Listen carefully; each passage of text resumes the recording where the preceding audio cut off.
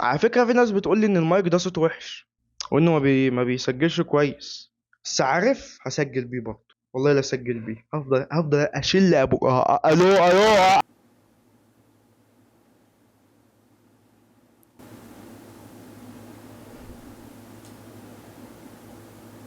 حلو. قعدت اقول بس مش هجيب مايك مش هجيب مايك.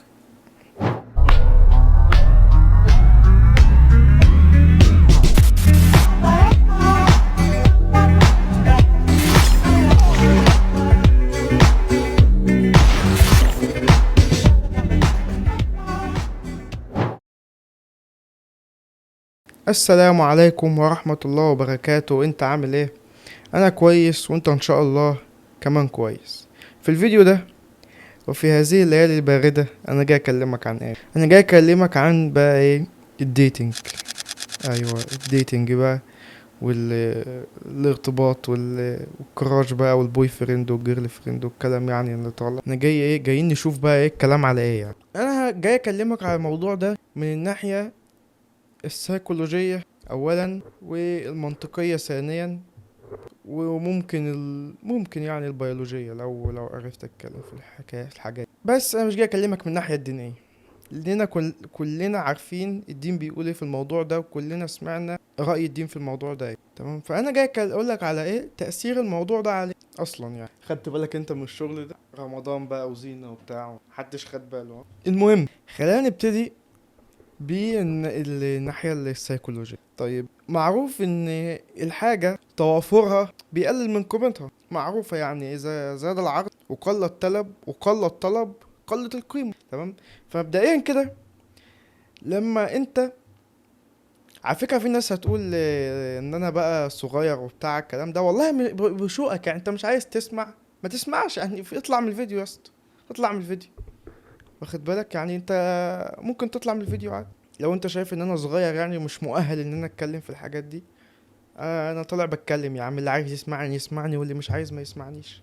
سهلة اهي، مش محتاجة حاجة يعني. فخلينا نتكلم زي ما قلنا ناحية سيكولوجية. طيب انت لما بتروح بتعرض نفسك لعلاقات كتيرة مع الجنس الآخر، ايه اللي بيحصل؟ بتبقى خبيء، بتتعرض فبتتعود اصلا. يعني انت لما بتتعرض لحاجات من دي كتير بتتعود. لما في ايا كان بقى، فترة الدراسة، فترة الجامعة، فترة ما بعد الجامعة، فترة اي حاجة، في الفترات دي لما بتقعد تعرض نفسك لعلاقات من دي كتير، بعد كده ما بتبقاش عايز العلاقات دي. انت فاهم؟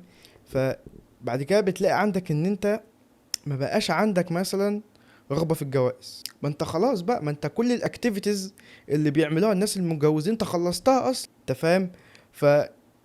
بتفقد اصلا قيمة ان انت تخش في علاقة بقى سليمة مع الجنس الاخر، علاقة بقى اللي هي العلاقة الحقيقية بقى، خلاص ما بتبقاش عايزها.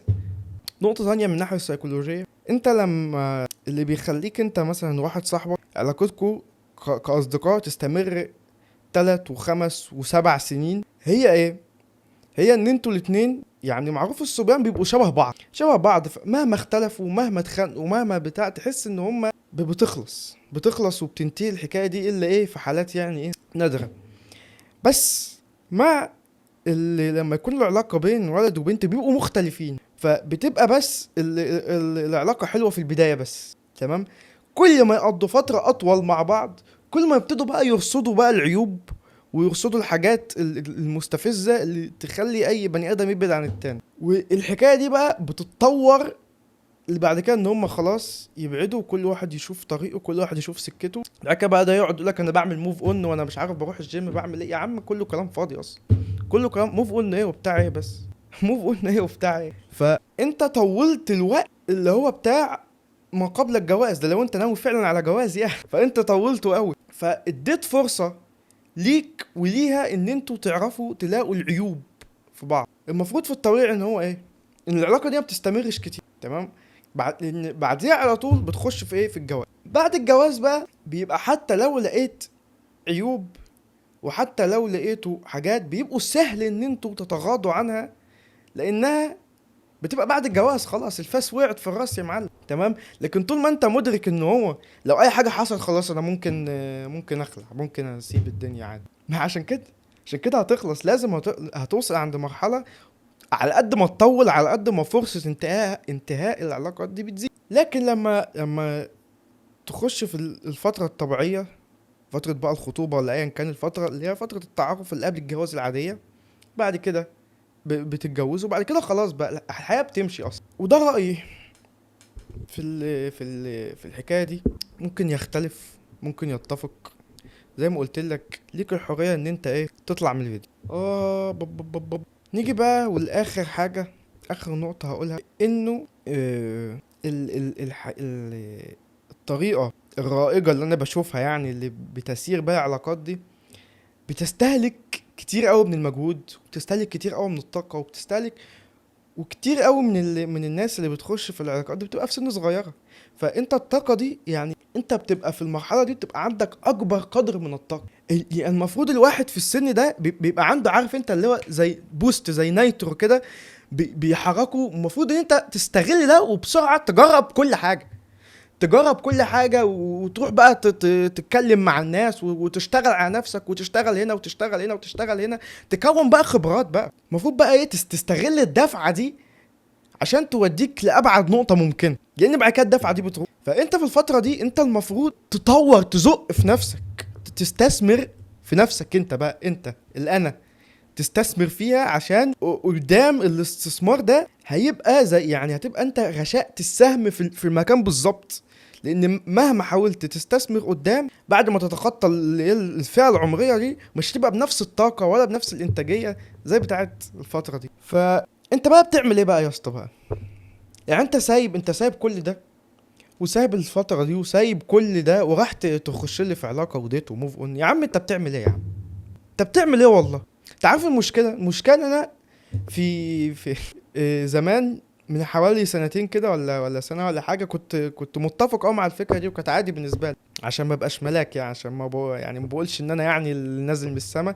كنت متفق مع الفكره دي، واخد بالك؟ كنت بقى ماشي مع ما كنتش ماشي يعني، ما عملتش حاجه يعني، بس كنت يعني كنت كانت عادي يعني، ما كنتش معترض عليها زي دلوقتي. بس دلوقتي بقى بقيت بشوف ناس بتستهلك حرفيا، بيستهلك لحد اخر نقطة في حاجة. ايه ده الصوت عالي قوي ليه كده شوية؟ في حاجة مش هتنفعه، وهو ممكن ما يكونش عايزها وحاجة بتخلص. المشكلة ان حاجة مسيرها هتخلص، حاجة بتستمرش. انت بتعمل ايه بتعملوا ايه بس؟ انتوا بتضيعوا الفترة الذهبية دي في ايه يا عم؟ نيران الحب ممكن تستنى لحد بعد كده. حاجة يعني بجد حاجة سيئة قوي. من الناحية بقى البيولوجية، ودي اخر حاجة بقى بجد المرة دي، ان انت لما بتقعد توزع اصل خلي بالك انت اي حاجة بتعملها فيها طاقة في الاخر، طاقة بقى ذهنية، طاقة نفسية، طاقة بدنية، طاقة عاطفية، طاقة اي حاجة، كل دي طاقة، وانت ما عندكش عدد لا نهائي من الطاقة، من مقدار. ايه يا معلم، انت بتعمل ايه في الفترة دي؟ لما بتقعد بقى توزع شوية طاقة هنا وشوية طاقة هنا، وتقعد تستهلك في شوية الطاقة اللي عندك دول، و... وتحب في دي شوية، وتتكلم مع دي شوية، وتعمل موف اون من دي شوية. طيب بعدين خلصت بقى الطاقة، هتعمل ايه بقى؟ هتعمل ايه؟ خلصته، هتيجي اصلا بعد كده لما تخش بقى في علاقة جواز حقيقية، اصلا مش هتحس بحاجة، مش هتحس ان انت عايز بقى تتجوز، وان انت عايز بتاعه. لا، الموضوع صعب. بس يعني هو ده اللي انا كنت عايز اقوله. لو شايف زي ما بقول لك ان انا صغير ان انا اتكلم في الكلام ده، وانا عارف ان في ناس هتفتكر كده، فاطلع من الفيديو واعتبرني ما جيتش. تمام، انا ما قلتش حاجه، ما جيتش اصلا، ما جيتش، خلاص، ما مش لازم تعمل اي حاجه غير كده. بس ايه رايك في المايك الجديد؟ انا الصراحه ما كنتش طالع صور، بس ما قدرتش اقاوم الحلو اللي قاعد ده. شوف طب استنى اوريك حاجه، استنى. شوف الحركه دي. أنتم أيها المصريون تؤمنون دائما بأشياء غريبة. لا، حركات بقى وبتاع، وفويس تشينجر بقى المهم، زي ما انت عارف كل حلو بيكون له اخر، ومسيرك يا حلو هتوصل للاخر. وفي الاخر احب اقولك تذكر دائما ان اسبرين ستظل هي مساحتك المفتوحة لتعبر فيها عن رأيك بكل حرية. سلام عليكم.